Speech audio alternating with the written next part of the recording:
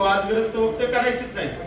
आपल्याला आठवले साहेब स्वतः इथे बसलेले कुणी आठवले साहेब सोडून काही नाही, पदाधिकारी आहेत, पण सर्वस्वी आठवले साहेब आपल्याला पक्ष महत्वाचा आहे, व्यक्ती महत्वाची नाही. त्यामुळे प्रत्येकाने आपलं हे करत असताना वैयक्तिक ठीक आहे मत मांडा, परंतु ते ज्याचा वाद होणार नाही असे काही मुद्दे मांडू नका. अध्यक्षाच्या परवानगीने बरोबर आहे हे करतो. आणि पुढील कामकाज बाबा सर्वते साहेबांना विनंती की आपण या ठिकाणी आपलं प्रास्ताविक मांडावं. नंतर आठवले साहेबांची चर्चा करत असताना मी विचारलं की या शहरामध्ये उपाध्यक्ष महाराष्ट्राचा म्हणून वावरत असताना बाळासाहेब भागवत या इथल्या लोकांना सांगितलं की मला आठवले साहेबांनी सांगितलं की दुसरा अध्यक्ष निवडण्यासाठी, तर तुम्ही सांगितलंय का साहेब? तर म्हणजे मी सांगितलं नाही.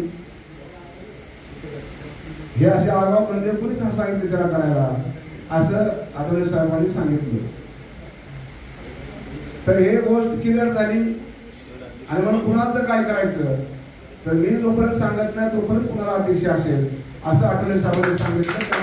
त्यामुळे त्याला ताकदीनं अध्यक्ष म्हणून चालण्याची ताकद सगळ्यांनी द्यावी असे तो. आणि आता पश्चिमचे आमचे सिकंदर, कारण मला पण फार जणांचं माझं कशातला भाग नाही, परंतु जो प्रोटोकॉल आहे, जी शिस्त आहे, जे नियम आहे हे आपण पाळले पाहिजेत ना.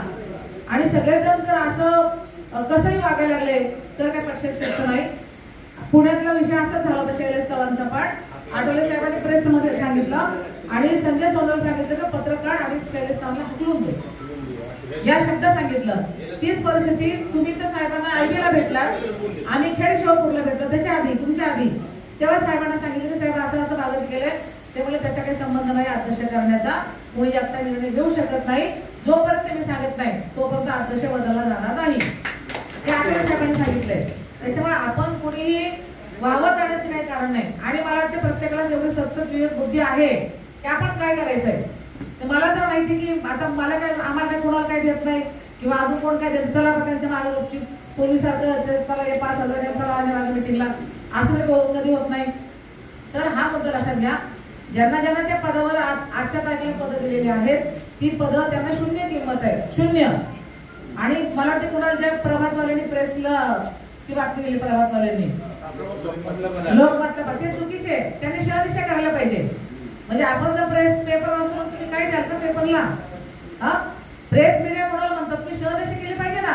तुम्ही कोणाला विचारलं अध्यक्ष या शहरामध्ये जे प्रमुख पदाधिकारी मिटिंगला का नाही, त्याला पुणे अध्यक्ष नेमलं, पत्र कोणाचं आहे, काय म्हणले आठवले साहेब, काय आली बातमीमध्ये छापा, विरोधात आली म्हणजे छापा. अशाने काय होतं, तुमच्या पेपरची जी प्रतिमा आहे ती मलिन होते.